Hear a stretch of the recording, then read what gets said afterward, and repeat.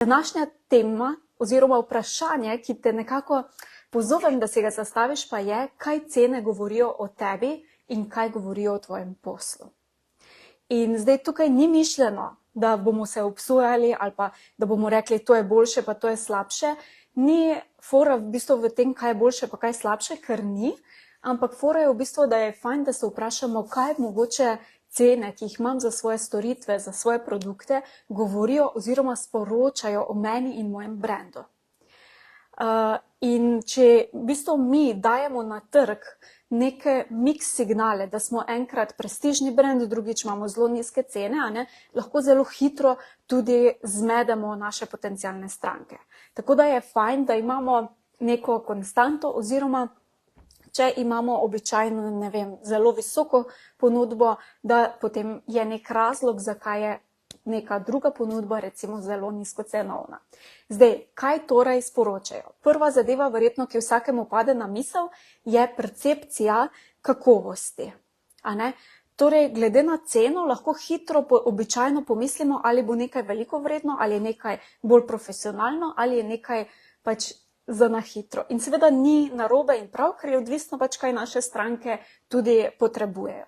Ampak glede na ceno pa lahko seveda govorimo o tem, kakšna kakovost nekako pričakujemo. In s tem tudi kakšne rezultate pričakujemo in tudi pričakovanje naših strank so pri zelo nizkocenovni ponudbi ali pa pri višje cenovni ponudbi seveda drugačne. In to je seveda normalno.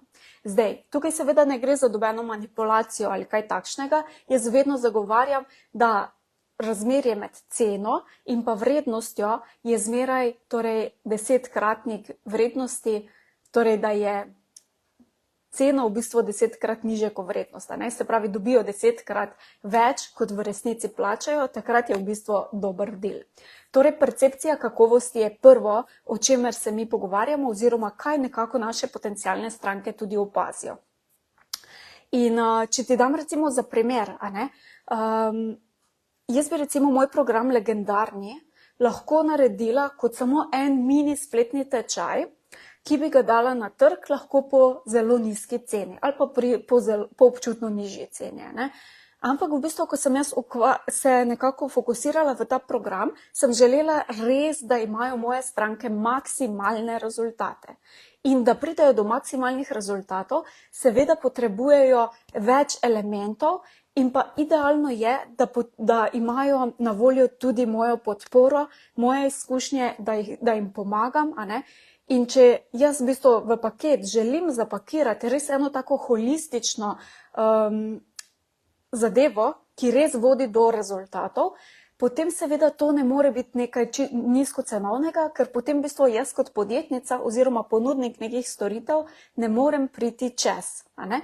In ti tudi lahko podobno razmišljaš v svojem poslu, kaj o tem govori. In seveda, pričakovanja strank, če bi kupila prvo zadevo ali pa celoten program Legendarni, kjer je holistično res poskrbljeno za njih in bodo prišli zagotovo do rezultatov, to je, da bojo definitivno imeli spletno stran, ki bo prodajala, da bodo izboljšali prodajo, prišli do več strank, bolj lahkotno delali v poslu in tako naprej.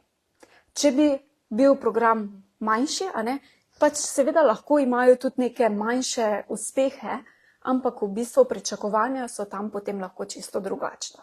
Tako da kakovost, rezultati oziroma pričakovanja so lahko popolnoma drugačna. Potem druga zadeva je, da cena v bistvu tudi nekako določa ciljno publiko oziroma ciljno skupino, ki jo mi targiramo. Če imamo mi nekaj zelo nizkocenovnega, potem bomo verjetno zelo hitro pritegnili tiste, ki pač je mogoče naša ponudba širše dostopna, kar je lahko super, ampak bomo pritegnili drugačen profil strank, kot recimo so lahko na drugi strani tisti, ki so pripravljeni, ki verjamejo v to, recimo, da pač pošteno plačajo za nekako dobre rezultate. Se pravi, s tem že v bistvu lahko tudi reguliramo, kdo je naša ciljna publika in tudi kako bo za njih tudi poskrbljeno. če imaš neke naredi sam zadeve, so lahko mogoče nizkocenovno in je zelo smiselno, ne. Če so tukaj neka ciljna skupina, da bo za njih od spredaj in od zadaj postreženo in poskrbljeno, ne, je to en drug profil ljudi, ki jih potem ti pritegneš, ne. Zdaj pa, če delaš ti signale miks na trg, ne, pa lahko potem to zmešaš in ljudje več ne vejo sploh, kje zdaj, kaj ti si. In posledično torej tudi sledi, ne, da z cenami ti tudi v bistvu pozicioniraš svoj brand oziroma svojo ponudbo na trgu. Ali je to nekaj bolj premium, nekaj više cenovnega ali nižje cenovnega in s tem v bistvu res pozicioniraš lahko že tudi svojo ponudbo in svoj brand. To seveda ne pomeni, da zdaj bomo samo povišali ceno in nič drugega v ozadju ne bomo spremenili, ne? Ampak to pomeni samo, da v bistvu tudi cena ima eno sporočilnost. In ima naslednjo sporočilnost, kaj govori, je tudi o ekskluzivnosti. Ne? Ali ti gradiš brand, ki je zelo dostopen vsem, ali ti mogoče želiš zgraditi brand oziroma tvoja ponudba, ki je pač ekskluzivno za manjšo skupino ljudi. Ti dam primer, recimo, ki ga verjetno vsi poznamo. Ne? Recimo, če pogledamo trgovine.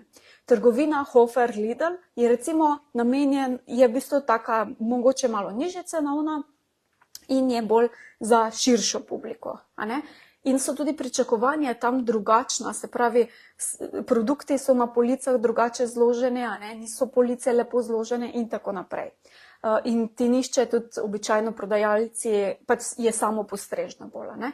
Če pogledamo recimo Maxi Market ali pa kakšno takšno trgovino, ne, je pa tam za stranke čisto drugače poskrbljeno in tudi sama klima v trgovini je drugačna. Ne?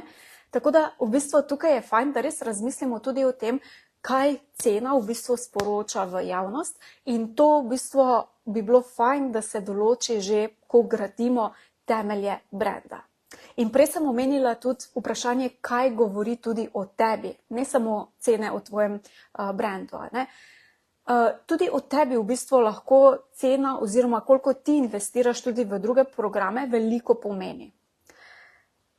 Ker če ti želiš podpreti stranke res zelo holistično, da te imajo zmeraj na voljo, si seveda kot podjetnik, podjetnica ne moreš privoščiti zelo nizkih cen, ker potem enostavno niti ne preživiš. Ne?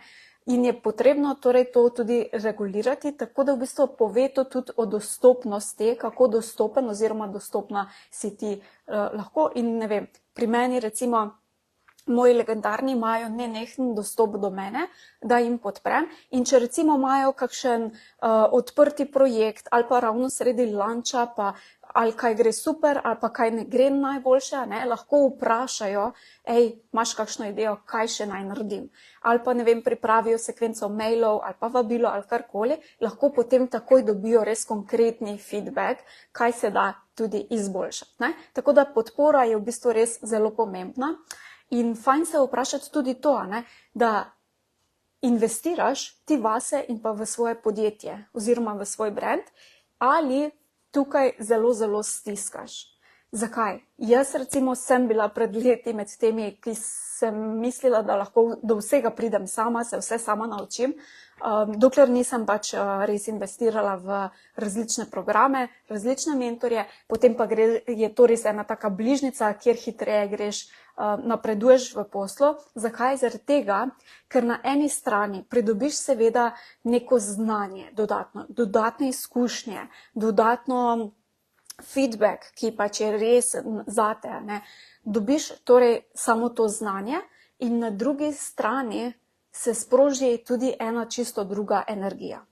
Ker pričakovati, da bodo stranke investirale v tvojo ponudbo oziroma v mojo ponudbo in ti ali pa jaz ne investirava sama vase, to seveda potem ne pije vode, ne? Ne, niti na energetski ravni, niti drugače.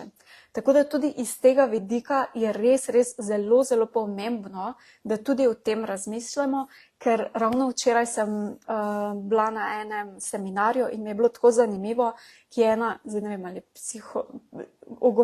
psihologinja, ali mislim, da je nekaj takšnega, no, in je razlagala v bistvu o tem, da vse, kar se nam dogaja v našem poslu, je običajno odsev nas samih. In je ravno govorila o tem, da če imaš veliko strank, ki ti rečejo, da nimajo denarja ali pa da se ti ne morejo privoščiti, potem je zelo dobro, da pogledaš vase, kje ti rečeš ne oziroma kje ti ne investiraš vase. In se običajno zelo hitro to res ful pokaže, da smo, ne vem, recimo nekaj želeli kupiti, ko smo pa videli ceno, pa smo rekli ne, pa smo vedeli, da je to prava izbira, ne. In je fajn, da se potem tole počisti, ta energija in da gremo v bistvu čez to in da to, kar nam stranke tudi kažejo kot ogledala, tudi izkoristimo za svojo osebno rast in pa rast svojega posla. Ok, zdaj imam seveda vprašanje zate, bom vesela, če zapišeš spodaj v komentar, če si mogoče dobil kakšno ali pa dobila kakšni kakšno mogoče drugi pogled, drugo perspektivo in pa to, kaj ti misliš, da torej tvoje cene govorijo o tvojem brendu in pa o tebi. Evo, zaenkrat pa hvala in se vidimo kasneje. Čau, čau.